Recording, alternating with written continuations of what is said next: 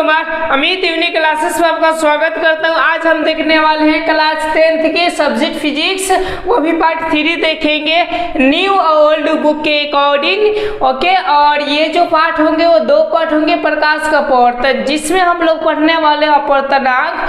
तो आपको पार्ट 3 पढ़ाने से पहले मैं पार्ट 2 के बारे में आपको बता देता हूँ कि उसमें आपका 3 टॉपिक को क्लियर किया गया था। फर्स्ट आपकी प्रकाश की चाल, सेकेंड नंबर में आपकी अपवर्तन की व्याख्या और 3 नंबर पार्श्विक विस्थापन क्लियर किया गया। यदि आपने नहीं देखे तो उस वीडियो को आप देख लीजिए, डिस्क्रिप्शन में दिया गया होगा।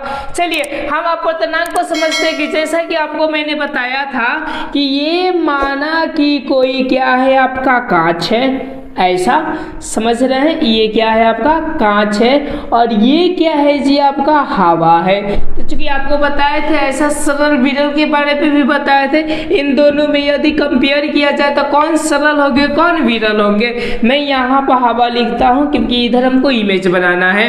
तो हवा कौन सा माध्यम होंगे, तो इन दोनों को कंपेयर किया जाए तो ये विरल होंगे, और ये कौन सा होंगे, आपका संघन होंगे। यहाँ तक आपको पिछली चीजों में बताए थे। प्लस हम ये भी बताए थे आपको कि जब यहाँ से प्रकाश क्या होती है, चलती है ऐसा आपका, तो यूँ समझिए कि जब इससे कांच से होकर गुजरती है तो क्या होता है। तो बताया गया था आपको कि ये क्या होती है, अभिलंब होता है। और देखिएगा जब कोई भी प्रकाश की किरण विरल माध्यम से संघन माध्यम में जाती है तो आपको एक कंसेप्ट बताए थे को अभिलंब की ओर मुड़ जाती है। यदि देखिए इसको वास्तविक, तो वास्तविक ये है, पर क्या होती है तो इधर ये अभिलंब की ओर ऐसा क्या हो जाती है, मुड़ जाती है। समझ में आ रहा है। और देखिए और ये भी बताए थे आपको कि हर एक पदार्थों में जो मुड़ने की क्षमता होती है वो अलग अलग होता है। जैसे कि कांच में आपका अलग है, पानी में अलग है, तारपीन में अलग होगा, और हवा में भी आपके अलग होंगे। क्यों? क्योंकि ये क्या है, संघनन है, और ये क्या होते हैं तो विरल, यानी कणों पर भी डिपेंड करता है। जैसा कि मैंने आपको एग्जाम्पल दिए थे कि हम लोग क्या होते हैं तो दौड़ते हैं,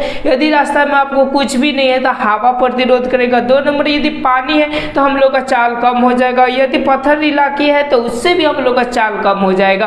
आपको समझ में आ रहा है, ये कंसेप्ट दिए थे। ठीक उसी तरह यहाँ पर भी है। अब फिर क्या हो जाता है तो फिर यहाँ से भी अभिलंब कर कर और ऐसा चला जाता है, जो कि आपको पिछली यदि में बताए होंगे जिसमें हम लोग पार्श्विक विस्थापन पढ़े थे। अब चलिए यहाँ के हम लोग कंसेप्ट समझते हैं कि ये वाली आपकी क्या होती है, प्रकाश की किरण जाती है, और यूँ समझिए कि यहाँ पर ये चीजें क्या हो जाती है, मुड़ जाती है। समझ में आ रहा है ना आपको कि जब एक माध्यम से जब प्रकाश की किरणें कौन से माध्यम में जाती है, दूसरे माध्यम में जाती है, ये जो मुड़ने की जो इसकी क्षमता होती है, याद रखिएगा मुड़ने की जो क्षमता होती है इसी को हम लोग क्या बोलते हैं, अपवर्तनांक कहते हैं। आपको समझ में आ गया होगा। फिर से मैं रिपीट करता हूँ परिभाषा को। जब प्रकाश की किरणें एक माध्यम से दूसरे माध्यम में जाती है तो अपवर्तित किरण मुड़ती है, यानी मुड़ने की जो क्षमता पाई जाती है उसी को हम लोग क्या बोलते हैं, अपवर्तनांक कहते हैं। यहाँ पर मैं परिभाषा लिख देता हूँ, आप लोग नोट कर लीजिएगा। क्या जी, जब प्रकाश की किरण, ऐसा लिख सकते हैं कि जब प्रकाश की किरण, जब प्रकाश की किरण, ऐसा लिख लीजिए, जब प्रकाश की किरण एक माध्यम से दूसरे माध्यम में जाती है, यानी बोल सकते हैं कि विरल माध्यम से संघन माध्यम में जाती है, विरल माध्यम से संघन माध्यम में जाती है, संघन माध्यम में जाती है, माध्यम में जाती है। ओके, और जो मुड़ने की क्षमता होता है, जो मुड़ने की क्षमता होता है, इसी क्षमता को क्षमता होता है, ओके होता है, इसी को क्या बोली जाती है, अपवर्तनांक कही जाती है। आपको समझ में आ गया होगा कि अपवर्तनांक किसे कहेंगे। ये आपका फर्स्ट परिभाषा हुआ। एक और भी आपको परिभाषा देने वाले हैं जो कि मोस्ट इम्पोर्टेंट आपका है।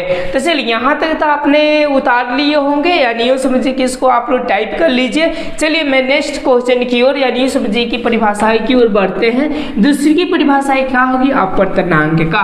तो देखिए ये क्या हो गया आपका, हवा हो गया। ओके, और ये क्या हो गया, कोई ना कोई माध्यम हो गया।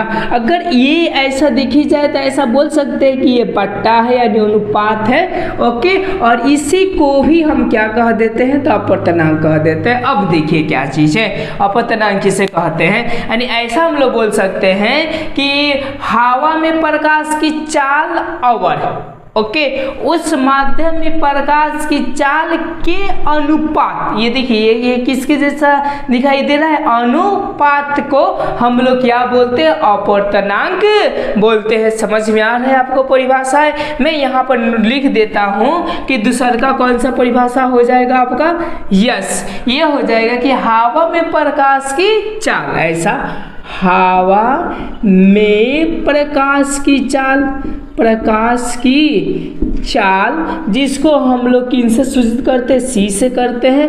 और उस माध्यम में प्रकाश की चाल को, प्रकाश की चाल जिसको हम लोग cm से सूचित करते हैं, cm और प्रकाश की चाल को क्या कहते हैं, चाल के अनुपात को, ऐसा लिखिएगा, के अनुपात को क्या बोली जाती है, अपवर्तनांक कहते हैं। आप समझ गए कि अपवर्तनांक किसे कहते हैं। कई प्रकार की इशू, ये 2 नंबर परिभाषा, और इसी से क्या होगा तो आगे की आपकी कंसेप्ट निकलेगी। तो मैं क्या करता हूँ, फिलहाल मैं इसको क्लीन करता हूँ, क्लीन कर आपको आगे की कंसेप्ट बताने का कोशिश करता हूँ। ओके, अब देखिए अपवर्तनांक को अब किससे सूचित किया जाता है।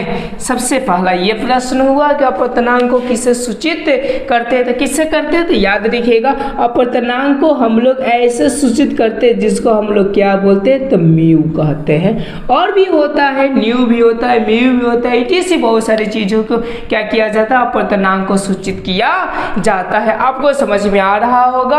अब चलिए, अब हम क्या करते हैं, 2-3 चीज़ों के अपवर्तनांक हम निकालने का कोशिश करते हैं और उससे हम कुछ निष्कर्ष निकालेंगे। अब क्या चीज़ की अपवर्तनांक निकालने की कोशिश करते हैं, चल सबसे पहले मैं फार्मूला को क्लियर कर लेता हूँ कि अपवर्तनांक के फार्मूला होंगे तो क्या होंगे। तो मैं यहाँ पर लिखने का कोशिश करता हूँ, यहाँ पर अपवर्तनांक का माने समझिए कि फॉर्मूला ऐसा बोल सकते हैं, हवा में प्रकाश की चाल बटे उस माध्यम में प्रकाश की चाल को ही हम लोग क्या बोलते हैं, अपवर्तनांक। तो यहाँ से फॉर्मूला हो जाएगा, कौन सा होगा फॉर्मूला, तो यहाँ पर मैं लिखता हूँ। ओके, यानी ऐसा लिख सकते हैं कि हवा में प्रकाश की चाल, हवा में प्रकाश की चाल, और यहाँ पर सी लिख देंगे, और उस माध्यम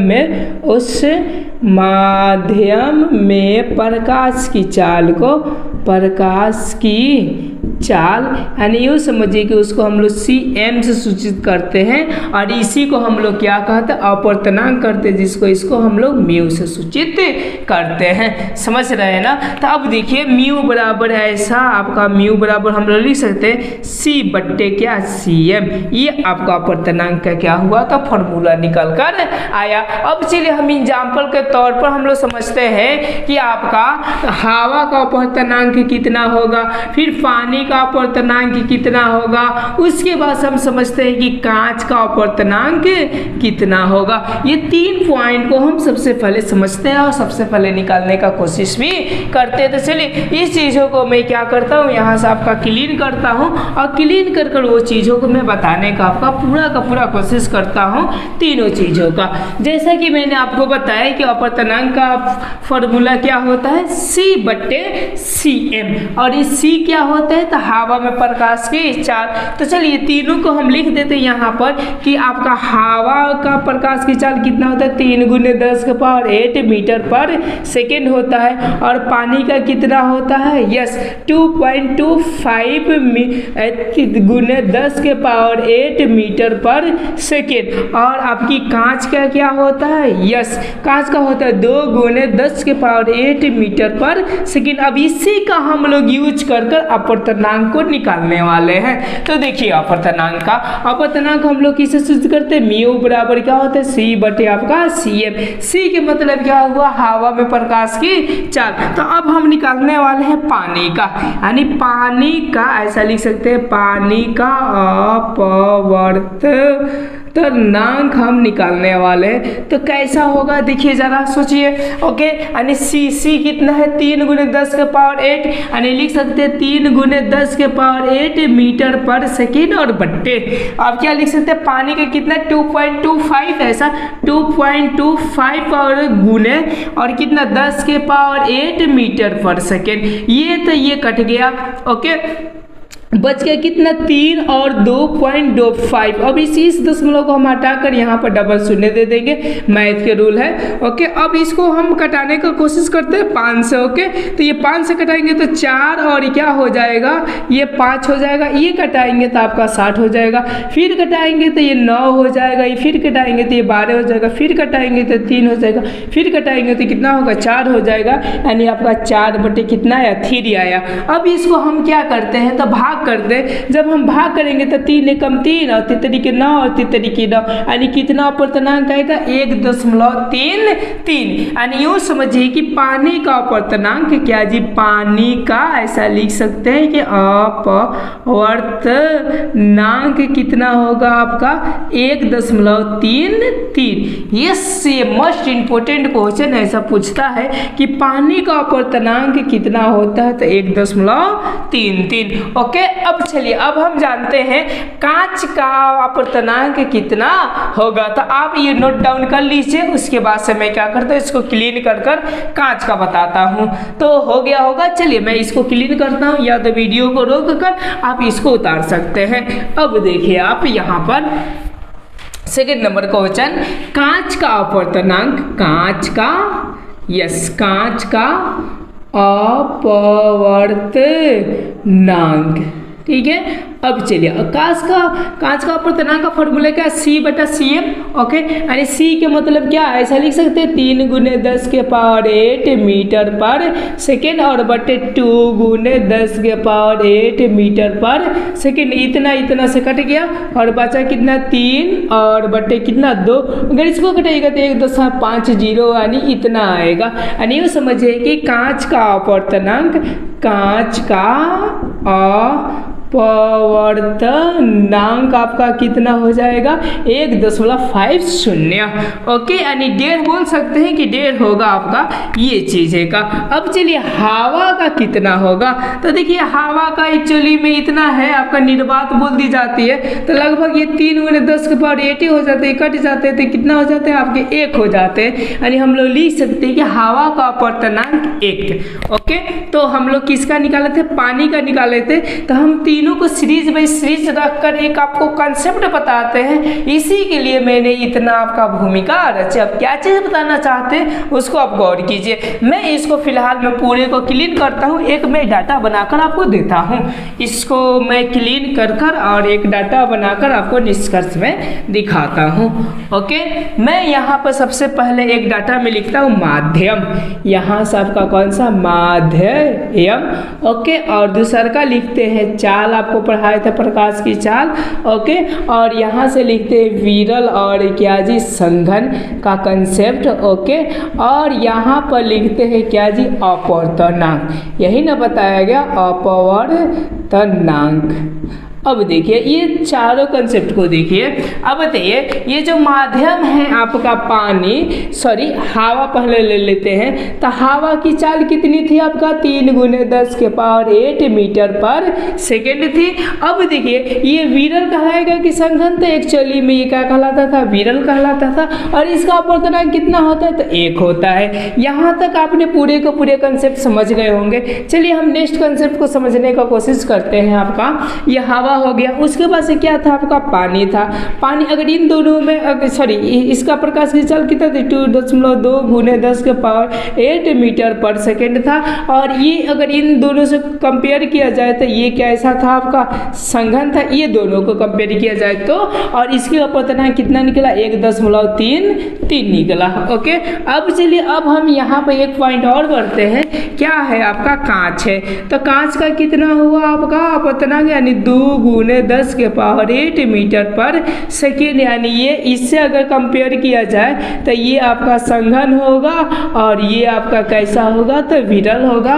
उसके बाद इसका अपवर्तनांक कितना था 1.50। ओके, यहाँ तक आपने पूरे को पूरे समझ गए होंगे। अब देखिए यहाँ पर ओके, यहाँ पर मैं उस बातों को फिर से लिखता हूँ 1 और 1.33 और 1.50। यहाँ पे एक पॉइंट का निष्कर्ष बताना चाहते हैं कि जिसका अपवर्तनांक इसमें कम है उसमें प्रकाश की चाल ज़्यादा है या कम है, ये बताइए मुझको। तो आप बताइएगा कि उसमें प्रकाश की चाल ज़्यादा है। यस, यही निष्कर्ष मैं बताना चाहता था आपको, इम्पोर्टेंट। यस, क्या बताना चाहते थे कि जिस पदार्थ का, ऐसा बोल सकते कि जिस पदार्थ का अपवर्तनांक कम होगा, अपवर्तनांक आपका क्या होगा कम होगा। ओके, समझ पा रहे हैं, अपवर्तनांक क्या होंगे कम होंगे तो उसमें प्रकाश की चाल अधिक होता है, उसमें प्रकाश की चाल अधिक होता है। यस, वेरी गुड, यही तो निष्कर्ष में बताना चाहता था, अधिक होता है। और 2 नंबर में हम लोग क्या लिख सकते हैं, ऐसा उल्टा लिख सकते हैं कि जिस पदार्थ का अपवर्तनांक अधिक होता है ओके उसमें प्रकाश की चाल क्या होती है तो आप क्या कम होता है। इस पॉइंट को आप लोग क्या कर लीजिएगा तो नोट डाउन कर लीजिएगा, मोस्ट इंपोर्टेंट पॉइंट। उतने आप लोग का दही को मोहा गया तो इतने चीजें आपका निकला। अब चलिए एक चीज 2 चीज और बता देते हैं आपको अपवर्तनांक के बारे में, ये कि सबसे अधिक जो अपवर्तनांक होता है वो होता है हीरा में। याद रखिए लगभग 2.42 के लपेट में होता है। तो जरा बताइए इसका अपवर्तनांक अधिक है तो प्रकाश की चाल कम होगा या ज्यादा होगा तो प्रकाश की चाल उसमें जरूर ही कम होगा।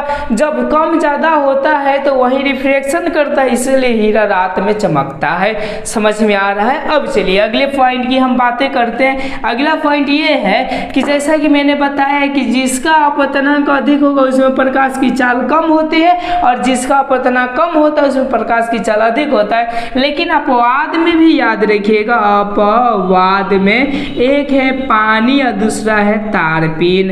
ओके, अब देखिए पानी का होता है 1.33 और इसका होता है 1.47 के लपेट में ऐसा होता है। समझ पा रहे हैं। लेकिन अगर देखी जाए ऐसा तो अगर इन दोनों में कंपेयर किया जाए तो देखिए इसका अपवर्तनांक अधिक है तो ये संघन होना चाहिए, विरल होना चाहिए। लेकिन क्या है ना कि ये आपका क्या है संघन है और ये कौन सा है विरल है। इस पॉइंट को भी याद रखिएगा जो कि अपवाद में होते हैं। समझ में आ गया ना आपको अपवर्तनांक। अब देखिए अपवर्तनांक को जब हवा से कंपेयर किया जाता है तो उसके एक और वर्ड बोला जाता है जिसको हम लोग बोलते हैं निरपेक्ष अपवर्तनांक। क्या बोली जाती है इसको, निरपेक्ष अपवर्तनांक भी बोल देते हैं या तो केवल कभी कभी अपवर्तनांक भी बोल देते हैं। यदि ये वर्ड कहीं आया निरपेक्ष अपवर्तनांक किसे कहते हैं तो सीधा बताइएगा कि हवा में प्रकाश की चाल और बटे उस माध्यम में प्रकाश की चाल को ही हम लोग निरपेक्ष अपवर्तनांक कहते हैं। यहाँ तक तो आपको समझ में आ गया।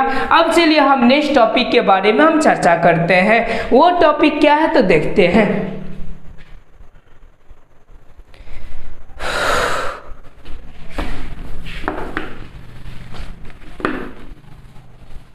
अरे बाप रे बाप, हालत खराब हो जाएगा। 8 तो बज गया।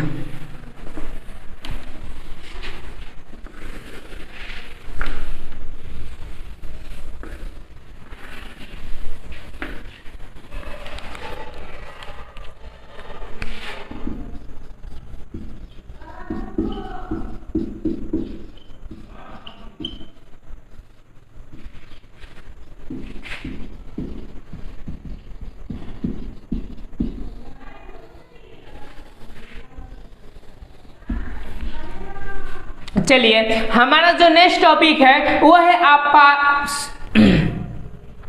चलिए मेरा जो नेक्स्ट टॉपिक है वो है अपेक्षिक अपवर्तनांक किसे कहते हैं। तो अब समझिए जरा ध्यान से, ओके, कि उसमें अपवर्तनांक में मैं किससे कंपेयर किया था, यस हवा से किए थे। लेकिन इसमें क्या है कि ये समझिए कि आपका क्या है, तो कांच है, यानी यूँ समझिए कांच के अंदर, यानी ये ऐसा मान लीजिए कि ये आपका पानी है, और क्या है ना कि इधर जो है आपका समझिए कि ये आपका क्या है, तो आपका कांच है। आपको दोनों चीजें समझ में आ रहा है कि ये पानी है और ये क्या है, कांच है, ये क्या है आपका हवा है, समझ रहे हैं। अब देखिए अगर इसमें और इसमें तुलना करके जो अपवर्तनांक निकाला गया था तो कितना निकला था पानी का, यस 1.33 निकला था। अगर इससे कंपेयर करके ये वाला निकाला गया था तो कितना निकला था, 1.50 निकला था।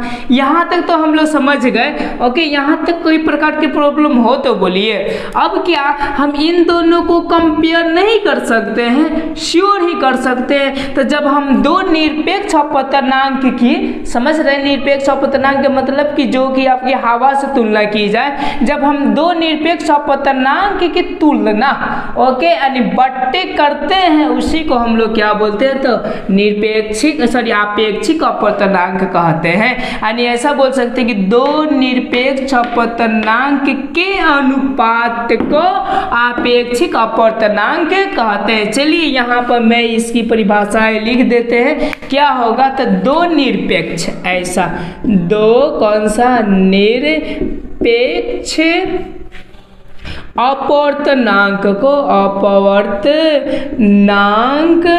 को क्या कही जाती है, यस दो निरपेक्ष अपवर्तनांक के अनुपात को यस अपेक्षिक अपवर्तनांक कहते हैं, अपेक्षिक अपवर्तनांक कहा यस जाता है। आपको ये बात आपको समझ में आ गया होगा कि अपेक्षिक अपवर्तनांक किसे कहते हैं। अब चलिए अपेक्षिक अपवर्तनांक को कैसे सूचित किया जाता है, तो इसको मान लेते हैं माध्यम 1 और इसको मान लेते हैं कौन सा, माध्यम 2। और याद रखिएगा इसको कहीं पर कोई बुक में एन से सूचित किया है, कोई बुक में आपका म्यू से किया है, या कोई ऐसा न्यू से किया है, समझ रहे हैं ना। तो हम इसमें आपका एन वाला लेकर ही समझाने का कोशिश करते हैं। तो ये फिलहाल में आपको उतर गया होगा, तो मैं इसको क्या करता हूँ, क्लीन करता हूँ, और क्लीन कर मैं आगे की कंसेप्ट आपको अपेक्षिक अपवर्तनांक के बारे में बताने का कोशिश करता हूँ। तो बताया जाए, ओके, तो देखिए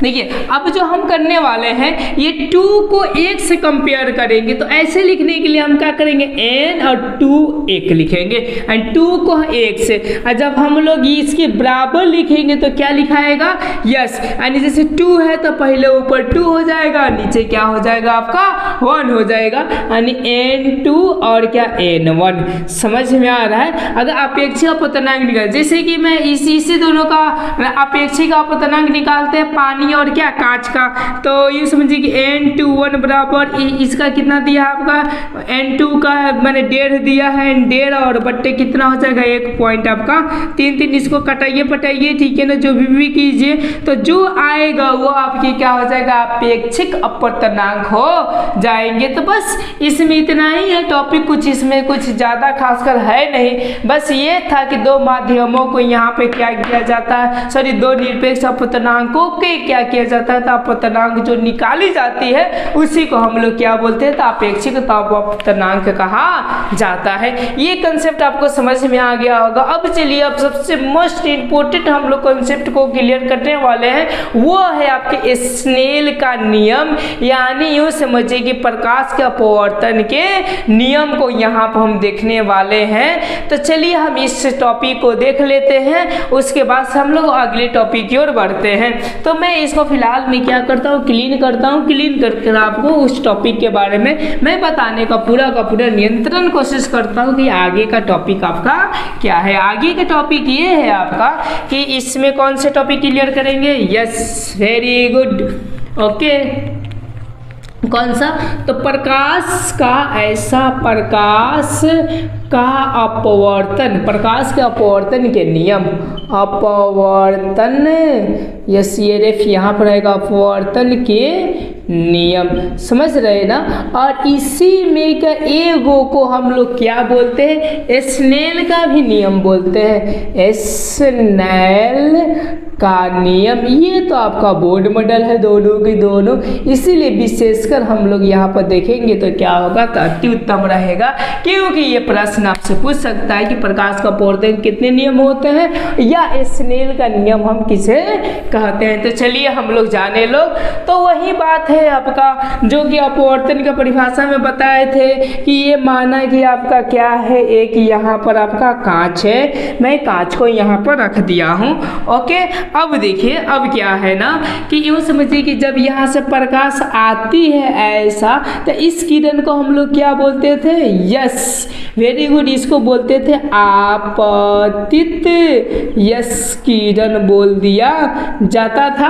अब देखिए अब इस बिंदु को हम लोग क्या बोलते थे, इस बिंदु को हम लोग आपतन बिंदु बोलते थे, आपतन बिंदु बोल दिया जाता था। उसके बाद से देखिए ये वाले, अब देखिए यहाँ से क्या होता था, ऐसा लंब खींचा जाता था ऐसा, तो इसको हम लोग क्या बोल देते थे, यस वेरी गुड, इसको हम लोग अभिलंब बोल देते थे, अभिलंब, जो कि पिछले वीडियो में पूरा का पूरा बताए थे। और इन दोनों के बीच में जो कोण होता है आई, जिसको हम लोग क्या बोलते हैं, तो आपतन कोण बोल दिया जाता है।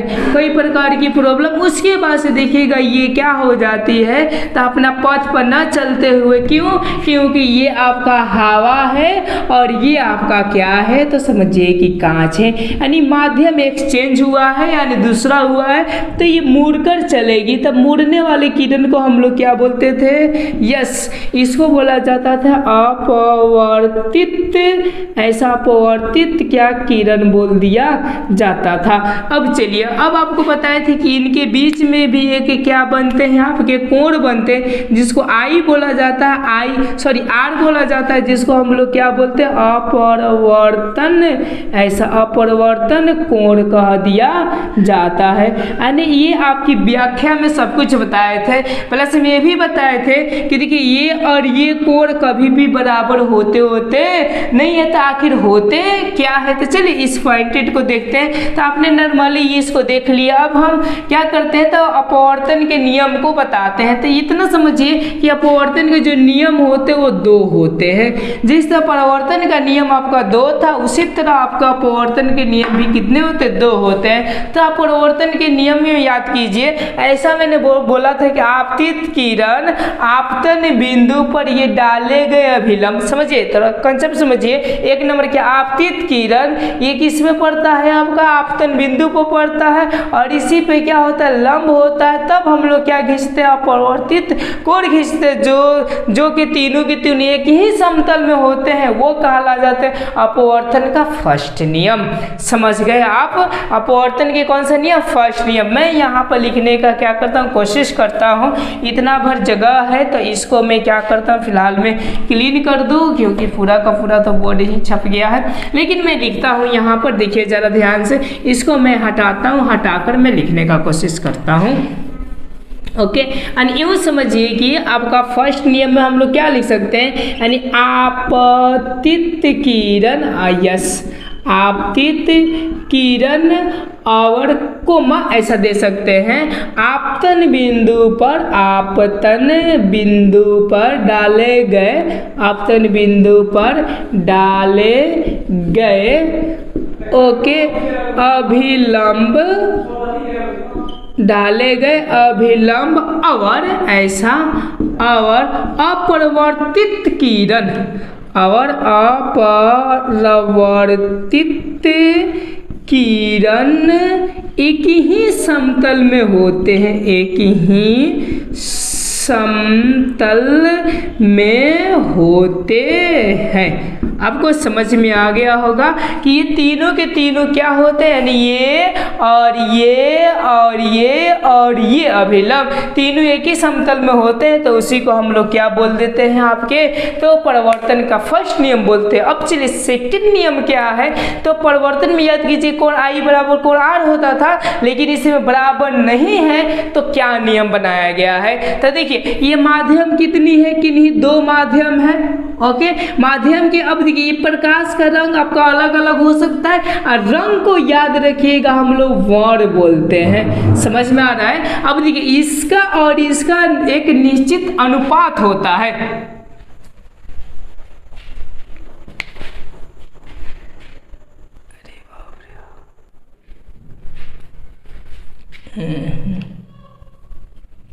चलिए अब हम सेकेंड नियम पर हम चर्चा करते हैं। तो हम ऐसा बोल सकते हैं, इसको मैं क्लीन करता हूं और क्लीन करके बताता हूं।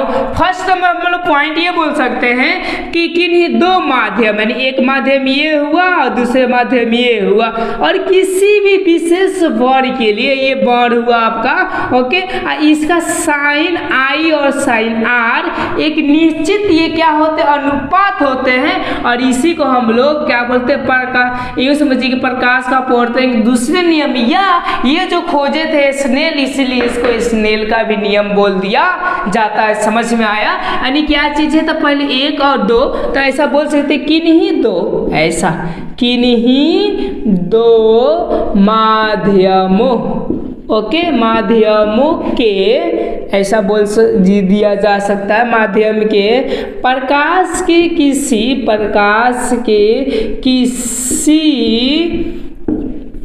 वर्ण, ओके, किसी वर्ण के मतलब समझ गए, रंग वर्ण के, ओके, साइन आई, ओके, मैंने यूँ समझिए कि आपतन कोण की जाया, ऐसा बोल सकते हैं कि आपतन कोण की जाया, कोण की जाया, और यस अपवर्तन कोण की जाया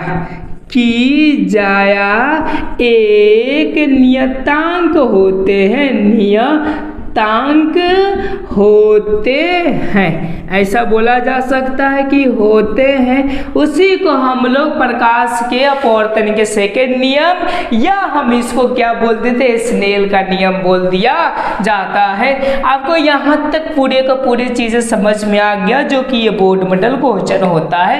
थैंक यू। उसके बाद से मैं क्या करूँगा, नेक्स्ट टॉपिक में इसका मैं यूज बताऊंगा कि प्रकाश का अपवर्तन में क्या कहाँ पर यूज किया जाता है। चलिए।